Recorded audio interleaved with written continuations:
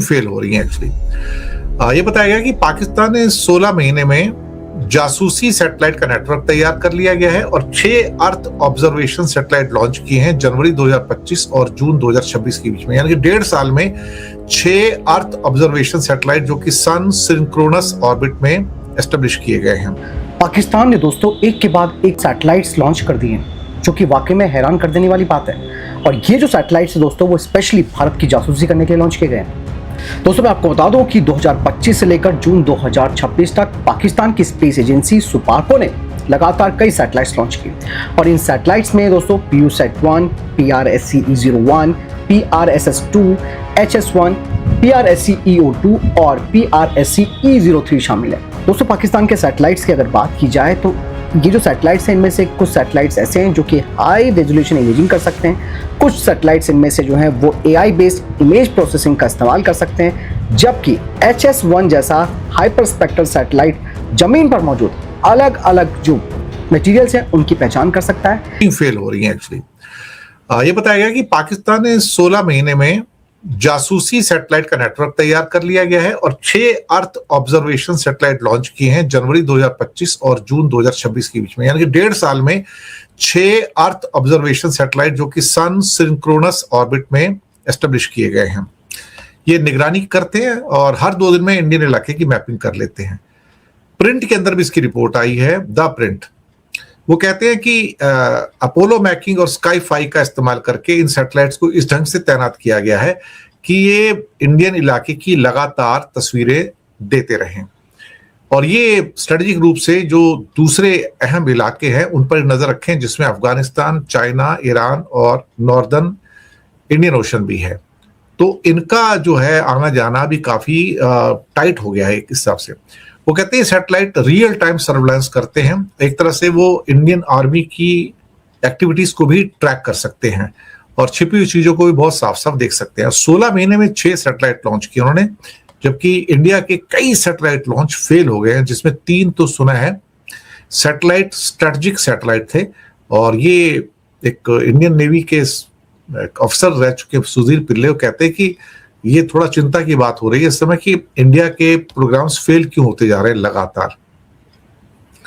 तो जो भी है जैसे भी है, लेकिन फिलहाल एक उन्होंने अपने लिए एक नेटवर्क बना लिया है और वो उस पर कामयाब भी हो रहे हैं।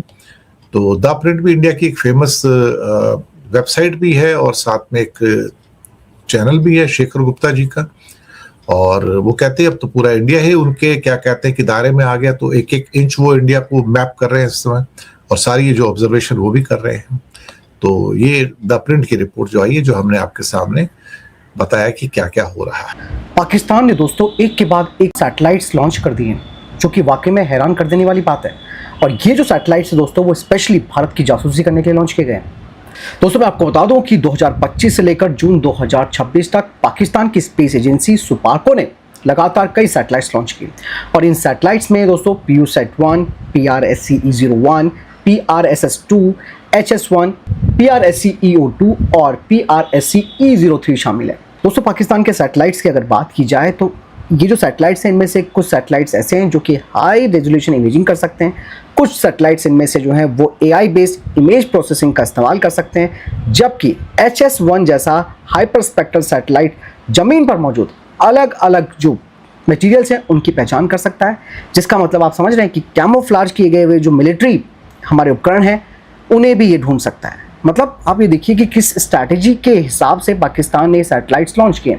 इवन यही वजह है कि जो एक्सपर्ट्स भी हैं वो कह रहे हैं कि इन सैटेलाइट्स नेटवर्क का इस्तेमाल जो है वो स्पेशली भारत के बॉर्डर्स, मिलिट्री ठिकाने और इवन मैरीटाइम गतिविधियों और साथ ही स्ट्रैटेजिक क्षेत्रों पर नजर रखने के लिए किया जा सकता है, जो कि भारत के लिए एक बहुत बड़ी टेंशन की बात है।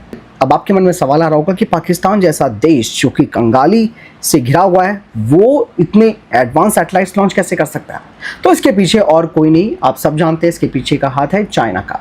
चाइना सारी सैटेलाइट की जो टेक्नोलॉजी है वो इन्हें दे चुका है, ताकि पाकिस्तान को युद्ध के समय चाइना से मदद मांगने की ज़रूरत ना पड़े और दुनिया के सामने ये मैसेज जाए कि भाई पाकिस्तान ने अपने सैटेलाइट्स का इस्तेमाल किया, वो भी बिना चीनी यानी कि बिना चीनियों के सैटेलाइट का इस्तेमाल किए बिना। तो आप ये देखिए कि चाइना की स्ट्रैटेजी किस तरीके से जा रही है, क्योंकि आपने देखा होगा कि पाकिस्तान के ज़्यादातर जो सैटेलाइट्स हैं उन्हें स्पेशली लॉन्च किया जाता है चाइना के द्वारा। इसीलिए चाइना इन पाकिस्तानियों को टेक्नोलॉजी भी देता है। और सबसे बड़ी बात ये कि ये जो प्रोग्राम है वो केवल सिविलियन प्रोग्राम नहीं है, बल्कि ये मिलिट्री प्रोग्राम के तहत सैटेलाइट्स लॉन्च किए जा रहे हैं। दोस्तों मैं आपको बता दूं कि जो अर्थ ऑब्जर्वेशन सैटेलाइट्स हैं जिन्हें लॉन्च किया गया है, स्पेशली इनका इस्तेमाल वैसे तो कहने के लिए कहा जाता है कि एग्रीकल्चर में भी किया जाता है, मौसम की जानकारी के लिए भी किया जाता है, डिजास्टर मैनेजमेंट के लिए भी किया जा सकता है, मतलब कई सारे कामों में इसका इस्तेमाल किया जा सकता है। लेकिन जब मिलिट्री की भूमिका आती है तो ये समझना मुश्किल हो जाता है कि भाई हमारा जो दुश्मन है वो इन सैटेलाइट का इस्तेमाल कैसे कर रहा है। तो ऑब्वियस सी बात है उन सैटेलाइट का इस्तेमाल हमारी निगरानी के लिए ये करेगा। दोस्तों यहाँ पे हमें कोई प्रॉब्लम नहीं थी कि पाकिस्तान सैटेलाइट लॉन्च कर रहा है, लेकिन प्रॉब्लम हमें तब हो रही है जब पाकिस्तानियों ने 16 सैटेलाइट्स, वो भी स्पेशली एडवांस सैटेलाइट्स हैं, उन्हें लॉन्च किया। मतलब एक के बाद एक ये सैटेलाइट्स लॉन्च हुए हैं। तो आप समझ सकते हैं कि पाकिस्तान की स्ट्रैटेजी क्या है।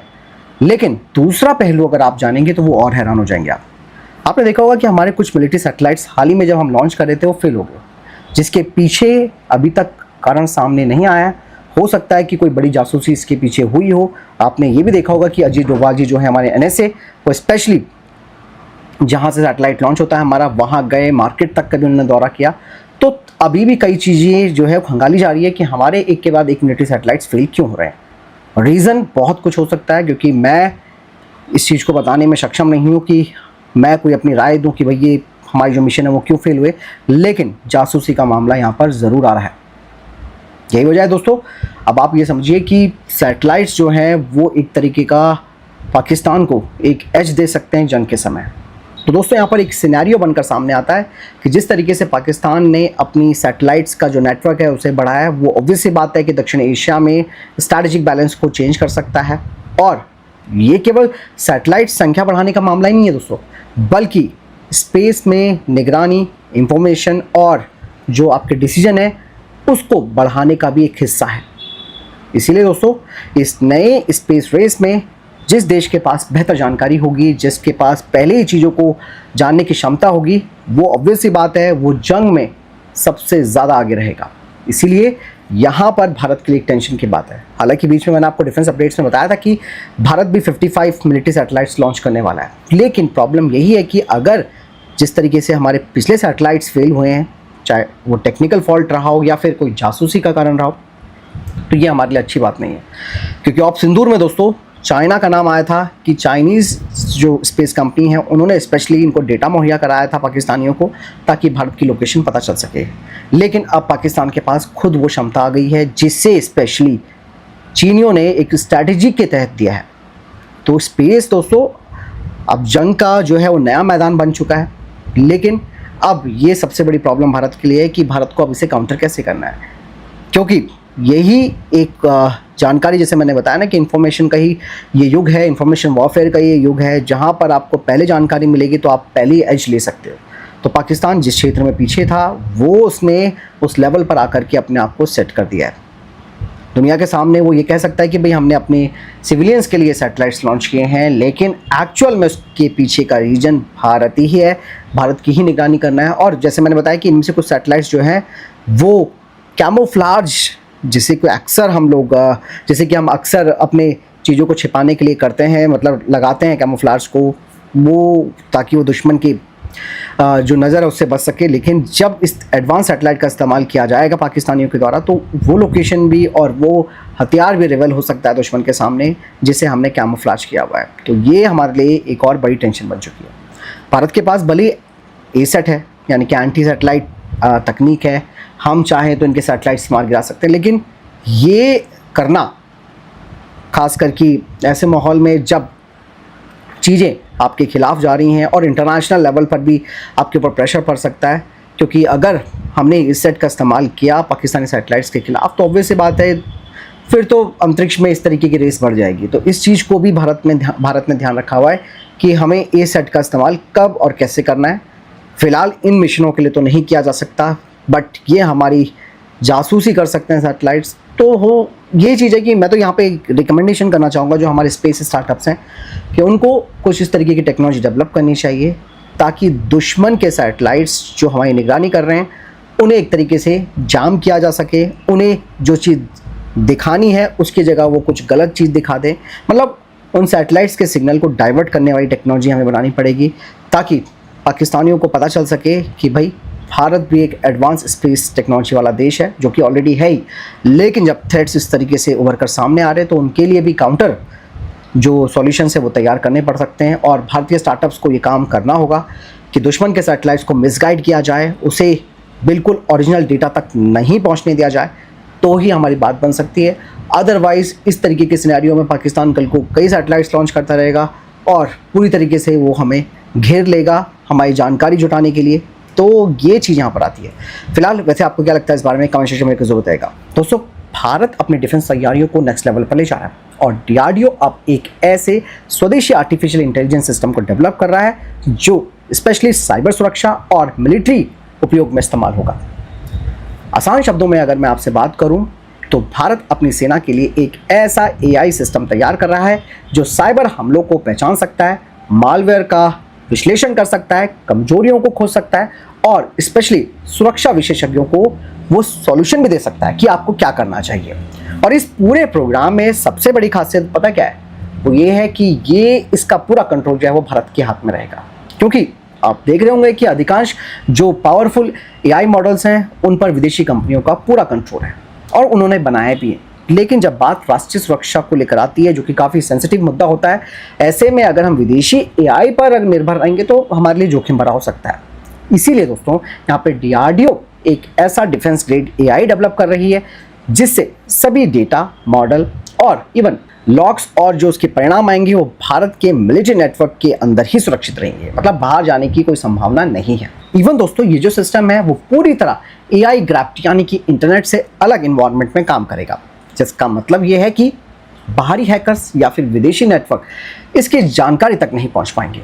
रिपोर्ट्स बताती हैं कि ये जो आर्टिफिशियल इंटेलिजेंस सिस्टम होगा वो 30 से 70 बिलियन पैरामीटर कैटेगरी का हो सकता है, जो कि इसे दुनिया के सबसे एडवांस AI मॉडलों की कैटेगरी में रख सकता है। इवन दोस्तों ये केवल खतरों की पहचान नहीं करेगा, बल्कि सुरक्षा की जो खामियां हैं, जहां पर लैक हो रहा है, उसे भी ये डिटेक्ट करेगा। मतलब एक तरीके से प्रूफ ऑफ कॉन्सेप्ट को यहाँ पर ये तैयार करेगा ताकि हम अपनी सुरक्षा व्यवस्था में सुधार भी कर सकें। बाकायदा उसके लिए ये सजेशंस भी देगा। इवन दोस्तों इस AI सिस्टम को DRDO की साइबर लैब, इसके अलावा जो हमारे मिलिट्री हेडक्वार्टर्स हैं और साइबर डिफेंस यूनिट्स हैं वहाँ पर डिप्लॉय किया जाएगा। इस प्रोग्राम का महत्व केवल तकनीक यानी कि टेक्नोलॉजी तक सीमित नहीं है, क्योंकि ऐसा मैं इसलिए कह रहा हूँ क्योंकि आज के दौर में युद्ध केवल जमीन, समुद्र और आसमान में नहीं हो रहे, बल्कि साइबर स्पेस एक नया और उभरता हुआ युद्ध क्षेत्र बन चुका है। ऐसे में अगर दोस्तों भारत अपना खुद का मिलिट्री AI डेवलप कर रहा है तो आप समझ सकते हैं कि ये हमारी राष्ट्रीय सुरक्षा और टेक्नोलॉजी आत्मनिर्भरता दोनों के लिए काफ़ी महत्वपूर्ण हो सकता है। तो कुल मिलाकर दोस्तों मैं ये कहना चाहूँगा कि DRDO का ये प्रोजेक्ट भारत के साइबर वॉरफेयर के क्षेत्र में एक नई ताकत हमें देगा। और अगर हमारा ये प्रोजेक्ट सफल होता है दोस्तों, जो कि होगा नो डाउट इसमें, तो भारत उन चुनिंदा देशों की लिस्ट में शामिल हो जाएगा जिनके पास पूरी तरह स्वदेशी और मिलिट्री एम्स के लिए डेवलप किए गए एडवांस AI यानी कि आर्टिफिशियल इंटेलिजेंस क्षमता मौजूद है। फिलहाल आपको क्या लगता है इस बारे में, कमेंट सेक्शन में लिखकर जरूर बताइएगा। और एक क्वेश्चन मैं आपसे पूछना चाहूंगा कि क्या भविष्य के युद्धों में AI सबसे बड़ा हथियार बनने वाला है? अपनी राय जरूर दीजिएगा। मिलता हूं नए वीडियो के साथ। नमस्कार, जय हिंद, वंदे मातरम।